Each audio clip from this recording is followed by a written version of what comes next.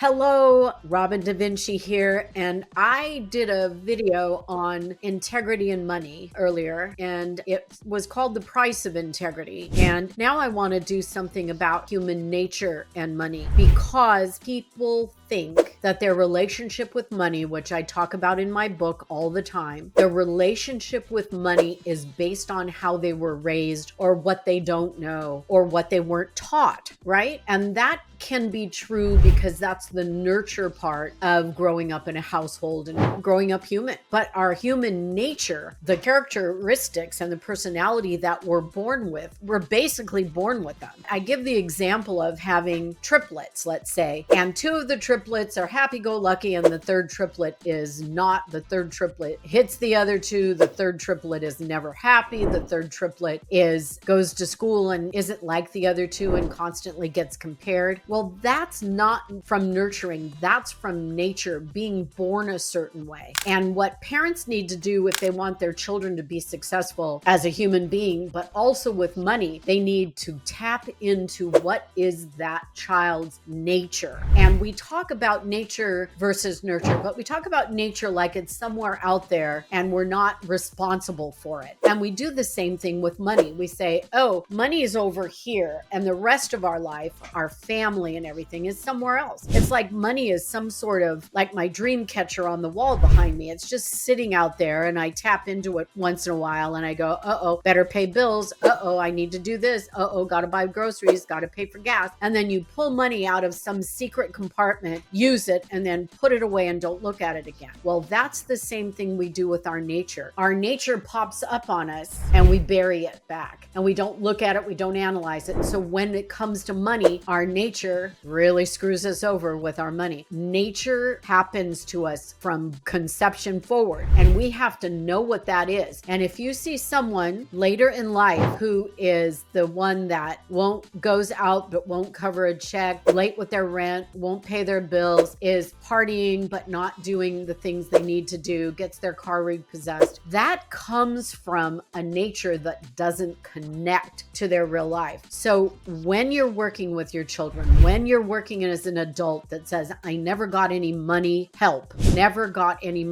never understood how financials work, never really looked at my checking account, used my credit cards without reckless abandon, without really looking at how credit cards work or how credit scores come about, and you have a crappy 560 when you really need an 800. And why do I do that? Your nature doesn't connect with things that are important. And when your nature puts aside the important things, your appearance, your health, your money, whatever it is, when your nature disappears and doesn't look at that stuff, that's when all the problems creep in. When you don't stop and analyze and look at why you're making the decisions you're making, it's really important to understand that is the nature of the human being, to disregard or disrespect things that make them uncomfortable. And I'm the money lady and I'm trying to make you comfortable with money, but if I don't speak to the triggers that force people to make money mistakes, if I don't speak to those triggers, then I'm not doing the overall justice to money and human nature that I need to. I have a chapter in my book that is EQ plus IQ equals FQ. And I came up with that one time when I was speaking with a young man who was trying to figure out why he made money but never had any money. So we looked at it and we realized he had an emotional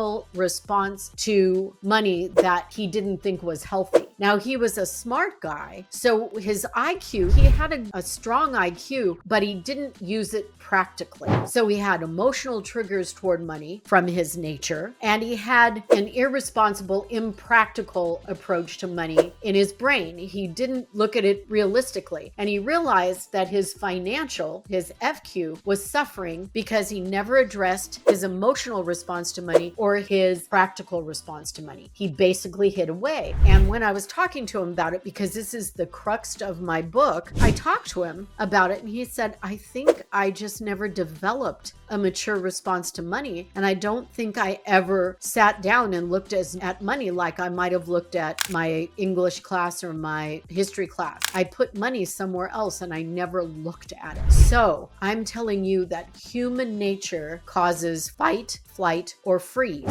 And for the most part, people fear and freeze over money money or run away from it because it seems like it's too complicated, too unwieldy, and too comfortable to handle. And so as the money lady, I have to tell you that we have to tackle not only the practicalities of money, but how you respond to it before we learn the practical. Are you going to be afraid? Are you going to back down? Are you going to throw it aside? What are you going to do when I talk to you about the practicalities of money, but you're not dealing with the emotional and the day-to-day statistical needs for money? If you're not doing that, then I can't get you to understand your paycheck and taxes and W-2s and budgets and credit scores and credit cards if I can't get you to address that specific issue. We have to break through that. So I'm not here just to give you advice about how to fill out a W-4. I'm also interspersed with all those videos going to talk to you about the crisis in human nature and how it affects your emotional and practical response to money. And that takes away your ability to have a financial success. It's all about money success on the level you've got money. Not about being a millionaire or a billionaire, because very few people achieve that. It's about being comfortable and practical in the money you have and using it the most wisely, and understanding when you start to make a mistake, how to rein yourself back and do the right thing. It's really difficult, and I know it's a tough subject, but if I don't speak to you about this, then all the other stuff I present to you, you'll run away from. And I'm looking for people to join me in this struggle with money, not run away. So I hope this helps. I hope it helps you understand it's not unusual for you to want to freeze up or flee from your money issues, but it is absolutely the most impractical and unhealthy thing for you to do. You've got to stand your ground with your money. You've got to say, I need to understand this better. And the minute you start to have that emotional response, you stop it in your tracks and go, what am I doing? I'm going to make a mistake that will affect me, my family, my friends, my mental health, my emotional health. I won't sleep at night. You got to do it. So I do have a book out there on Amazon. Look up Robin DaVinci, and you can read about how I feel about this subject. And honestly, it's been proven that I'm correct. So Robin DaVinci, I'm the Money Lady, and thank you for listening. Like and subscribe.